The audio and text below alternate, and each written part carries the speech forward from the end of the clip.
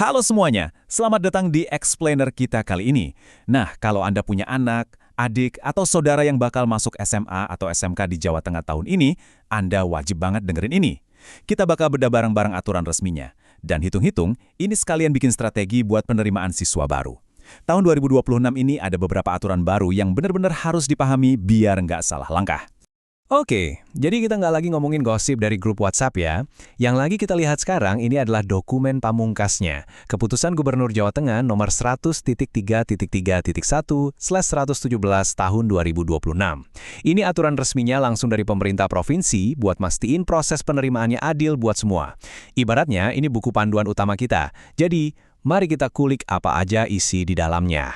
Di pembahasan kita kali ini, kita bakal lewatin beberapa poin penting, mulai dari aturan barunya, terus 4 jalur masuk utama, bedanya kuota SMA dan SMK, detail soal jalur afirmasi, program kemitraan swasta yang super ngebantu, sampai komitmen buat nol pungutan liar. Yuk, langsung aja. Bagian pertama, aturan baru SPMB 2026. Ini ibarat aturan main buat tahun ini. Jadi gini, pemerintah mendesain sistem ini dengan 6 prinsip utama.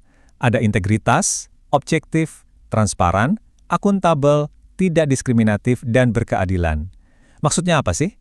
Intinya, arena bermain ini dibikin sedatar mungkin buat seluruh siswa di Jawa Tengah. Nggak ada tuh yang namanya perlakuan spesial tanpa alasan yang jelas.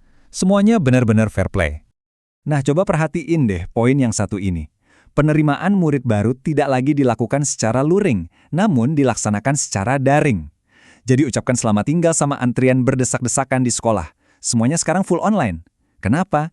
Ya biar transparan, gampang diakses dari mana aja, dan pastinya biar pergerakan data itu bisa dipantau bareng-bareng sama publik.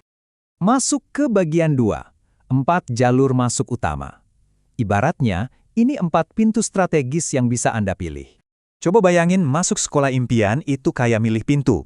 Milih pintu yang tepat ini, yaitu kunci utamanya. Pintu pertama, ada jalur domisili atau zonasi. Ini urusannya sama alamat rumah. Tapi ingat ya, catat ini baik-baik, kartu keluarga atau KK itu wajib umurnya udah minimal 1 tahun sebelum pendaftaran. Kalau kurang dari itu, wah bisa repot. Pintu kedua, jalur afirmasi buat kelompok prioritas. Ketiga, jalur prestasi buat yang jago di akademik atau non-akademik. Dan keempat, jalur mutasi, khusus kalau siswa ngikutin orang tua yang pindah tugas kerja. Lanjut ke bagian 3. Perbedaan kuota SMA dan SMK. Nah, disinilah persimpangan jalan yang sebenarnya, dan strategi Anda bakal diuji. Kalau target anaknya adalah SMA negeri, geografi itu bisa dibilang senjata utama Anda. Jarak rumah ke sekolah tuh benar-benar jadi raja di sini. Coba lihat, porsi terbesarnya itu ada di jalur domisili, minimal banget di 33%. Sisanya baru dibagi ke afirmasi 32%, prestasi 30%, dan mutasi 5%. Jadi alamat rumah benar-benar nentuin banget nasib kalau mau masuk SMA. Tapi tunggu dulu, kalau ternyata tujuannya ke SMK. Wah, strateginya putar balik 180 derajat, beda banget. Alih-alih domisili, SMK ini kasih porsi raksasa, 75% buat jalur prestasi. Artinya, untuk sekolah vokasi, nilai rapor sama bakat anak itu jauh lebih penting daripada posisi rumah. Jalur afirmasi dapat 15%, dan domisili cuma dikasih porsi sisa maksimal 10% aja. Biar lebih gampang ngebayangin perbedaannya, kira-kira begini. SMA pakai sistem zonasi berbasis radius yang lumayan luas, makanya dia jadi jalur utama dengan minimal 33%. Sementara SMK cuma ngasih kuota maksimal 10% yang benar-benar dikhususkan buat warga yang rumahnya nempel atau paling dekat sama sekolah. So, jangan sampai salah susun strategi ya, gara-gara kebalik baca aturan mainnya. Oke, sekarang kita bahas bagian 4. Detail jalur afirmasi, alias cara pemerintah meratakan arena bermain.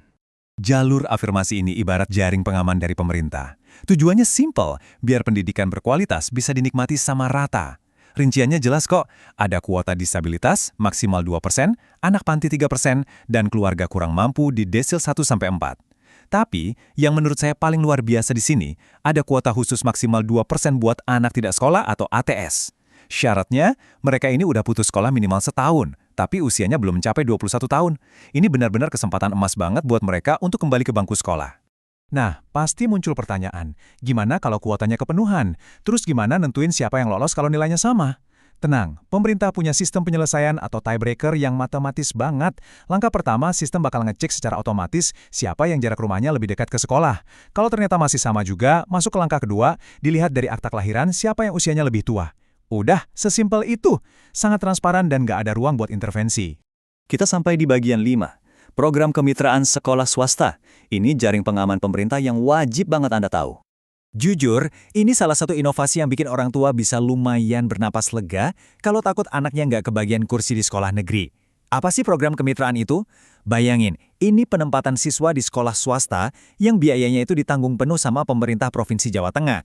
Program ini diprioritaskan buat keluarga kurang mampu dari jalur afirmasi kalau ternyata sekolah negerinya udah penuh. Maksudnya, anak-anak tetap dapat akses pendidikan yang bagus di swasta pula tanpa orang tuanya harus pusing mikirin biaya sepeser pun. Terus mungkin ada yang mikir, wah jangan-jangan sekolah swastanya asal tunjuk. Jangan salah. Pemerintah netapin kriteria yang sangat ketat di sini. Sekolah mitranya itu wajib punya akreditasi minimal B, sarana dan prasarana belajarnya harus memadai, dan rasio jumlah gurunya juga harus cukup. Jadi standar kualitas pendidikannya tetap dijaga ketat di dalam jaring pengaman ini. Terakhir, bagian 6. Integritas tanpa pungutan liar. Mari kita bicara soal fairness. Satu angka yang harus kita garis bawahi dan ingat baik-baik, 0 rupiah. Bab 3 dari surat keputusan gubernur ini benar-benar tegas, melarang semua SMA negeri, SMK negeri, SLB negeri, bahkan sekolah swasta yang ikut program kemitraan tadi, dilarang keras menarik yang namanya pungutan liar atau sumbangan paksa. Titik. Sama sekali nggak ada pengecualian. Semua proses ini 100% jalan berdasarkan kemampuan anak, hak Anda, dan data, bukan berdasarkan ketebalan dompet. Jadi, kita udah lihat nih gambaran besarnya dari A sampai Z. Sekarang pertanyaannya balik ke Anda. Pintu mana yang paling pas buat strategi anak Anda? Saran saya, coba deh duduk bareng keluarga, buka lagi rapor anak, cek tanggal cetak kartu keluarga, obrolin juga anaknya lebih mantap masuk SMA atau SMK. Terus susun strategi pendaftaran yang paling jitu buat tahun 2026 nanti. Aturan mainnya udah clear banget di depan mata. Kira-kira udah siap belum buat ambil peluang terbaik ini? Terus semangat, pahami sistemnya, dan persiapkan masa depan dengan matang. Sampai jumpa di explainer kita selanjutnya.